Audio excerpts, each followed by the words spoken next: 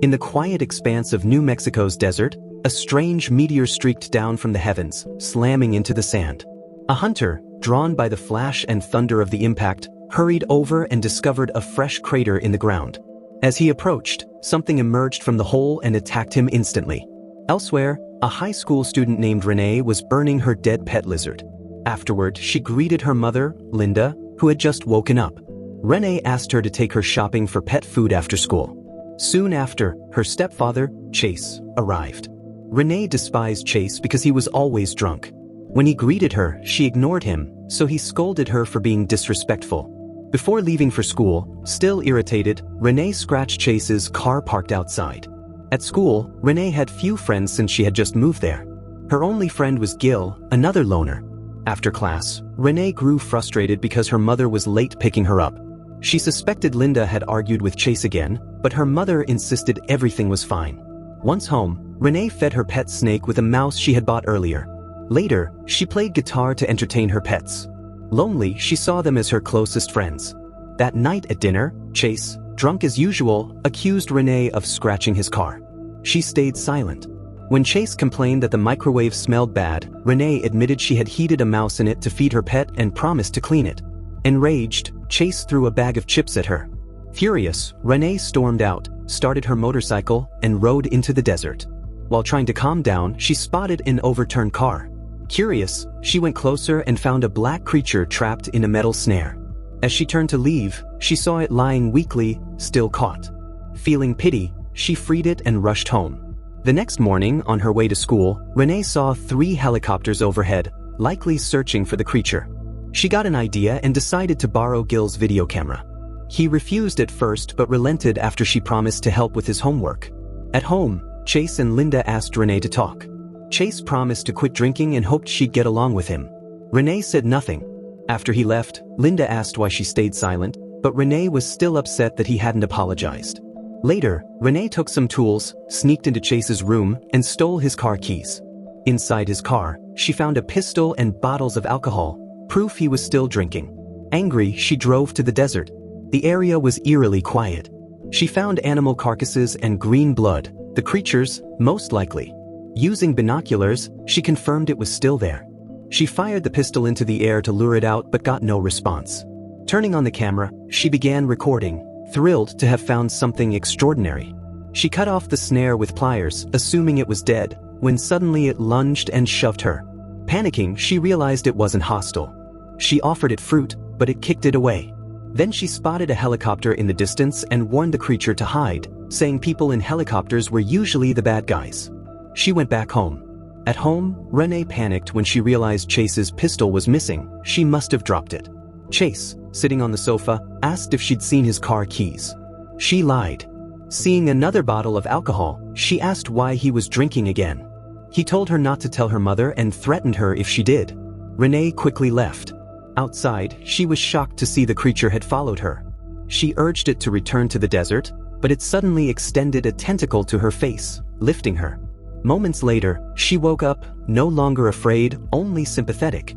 She hugged the creature and invited it home, telling it to hide in the basement. The creature resembled a giant cockroach, so she named it Crog and told him to stay quiet when she was gone. Meanwhile, at the crash site, government agents searched for the missing creature. Agent Brown reported no movement. Their leader, John, ordered the team to move faster before it was too late. Back home, Renee watched until her parents left for work. Once alone, she brought Crog inside and offered him meat from the fridge, but he wouldn't eat. At school, Gil grew worried when Renee didn't show up. At home, Renee introduced her pets to Crog and told him not to eat them. Then she played her guitar. As she sang, Crog's back trembled. He was scared. Renee reassured him, promising to protect him. When her mother came home, Renee panicked and hid Crog in the basement. Gil arrived to pick up his camera, and Linda told him to get it from Renee's room. After hiding Crog, Renee found Gil watching the footage of the creature. She demanded the tape, but Gil refused, insisting she explain and threatening to tell the police. With no choice, she took him to the basement. Renee told Crog not to attack. Seeing Crog's terrifying form, Gil fainted and even wet himself. When he woke, Renee calmed him, explaining Crog wasn't dangerous and showed him by petting it. As Gil left, he returned the tape and promised to keep the secret. Unbeknownst to them, Brown had been recording their conversation. That night, Renee tried feeding Crog again, but he still refused to eat. The next day, she told Gil about it. Gil suggested that, like a T-Rex, maybe Crog only ate live prey, and proposed taking him to the conservation area that night, where agents weren't searching. That evening, Renee and Crog met Gil, who was already waiting in the conservation area. Renee immediately told Crog to eat the nearby animals. Crog rushed over and devoured them all. Seeing this, Gil realized they couldn't keep Crog hidden forever. But Renee insisted she'd never tell anyone about him. After returning Crog to the basement, she went back inside, only to be stopped by Chase, drunk and angry. He accused her of stealing his car keys, saying he'd opened his car with a spare and found his gun missing. Convinced Renee took it, he demanded it back. Terrified, she admitted the gun had fallen when she brought it to the desert. Furious, Chase stormed into the basement. Sensing danger, Crog grew restless. When Chase attacked Renee, she screamed. Linda rushed to help. Below, Crog tried breaking through the wall, shaking the house like an earthquake. When it stopped, Linda, furious, threw Chase out. She apologized to Renee, never imagining he would attack her. Still shaken, Renee returned to the basement. The next morning, as Renee left for school, a man named John stopped her, revealing he was a government agent. He told her to get in his car. Inside, Linda noticed the water wasn't running, probably damaged by the tremor. Linda called a plumber to fix the pipes. In the car, John told Renee he'd found a gun in the desert registered to Chase, with a girl's fingerprint on it. Renee lied, saying she used it for target practice. John said he knew she was lying. He handed her his card, warning that if she ran, he'd return with a warrant. Back home, Linda asked the plumber to fix the basement pipes before she left for work. Alone, the plumber saw Crog's terrifying figure. Shocked, he struck Crog with a wrench, but Crog retaliated. Wounded, the plumber fled and sped off, only to crash into another car. Later that day, Renee saw the wreck on her way home. Linda approached, but Renee blamed her for never believing her and for moving them to this isolated place after her father's death. Linda apologized, explaining it was hard to find work in the city. She mentioned the plumber had been fixing the basement pipes and told Renee to drink bottled water for now. Hearing this, Renee panicked, realizing the plumber must have seen Crog. She ran downstairs. Blood stained the floor. Crog was injured. Renee realized he must have scared the plumber, causing the crash. She knew she couldn't keep him hidden any longer. Elsewhere, Brown visited Gil. Meanwhile, Renee brought Crog to a nearby wildlife reserve. She called Gil and asked him to meet her there. When he arrived, Renee said she planned to stay with Crog until it was safe. Gil said it was crazy, but she didn't care. He mentioned government agents had questioned him but assured her he hadn't said anything. Renee told Crog to stay while she went home for supplies. She thanked Gil and left. At home, she packed her things, wrote her mother a letter, and released her pets.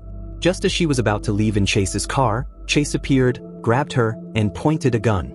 Now holding proof she'd stolen his keys, Chase dragged her inside. Drunk and furious, he took both Renee and Linda hostage, blaming Renee for his eviction. Linda tried to protect her, shouting for Renee to run. Outside, Chase caught her again. Just as he was about to shoot, Crog appeared, attacking and biting him. Renee tried to stop Crog, but it was too late. Chase was dead. Crog fled into the forest. Gil arrived, shocked to see the body. Renee explained Crog had only tried to protect her, but Gil insisted the creature was dangerous. Renee refused to believe it, saying Crog had saved her life. Then John appeared, having heard everything. His team captured Renee and placed a device on her head. Renee shouted that Crog was gone and would never return. Brown reported that Renee and the creature shared a psychic bond. John suddenly broke one of Renee's fingers, making her scream. The act worked. Crog sensed her pain and came back. The agents captured him and took him to the station for transfer. John told Brown to check on Linda while he went to see Renee, who had just regained consciousness. Her bandaged hand had been treated. She begged John to let Crog go, insisting he wasn't dangerous. John said she wasn't the first to bond with the alien, and everyone before her had died. They all shared a psychic connection. Still, Renee didn't believe him. John explained the government thought the creature was sent by an advanced alien race to study humans. He wanted to use Renee to find their weakness. If she refused, he threatened to make her mother suffer.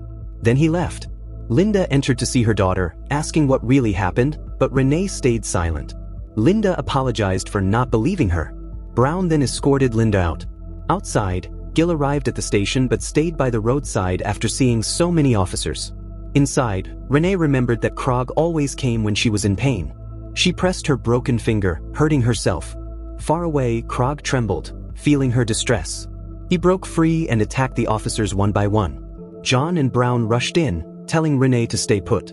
Outside, Crog tore through the building, slaughtering everyone in his path. He smashed through the door, throwing John and Brown aside.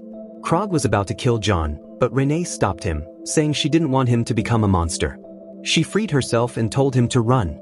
John woke, grabbed a heavy weapon, and went after them. Linda was horrified by the corpses scattered everywhere. As Renee tried to get Crog into a car, John emerged, firing. Renee hid behind the car, but bullets tore through the metal. She told Crog to hide, but he charged at John. John shot him several times, but Crog impaled him, killing him. Renee ran to Crog's side, but the creature no longer moved. Linda and Gil arrived, pulling Renee away. Months later, Renee had recovered and returned to a normal life. Elsewhere, as scientists prepared to examine Crog's body, the creature suddenly came back to life and attacked them, and with that the story ends here.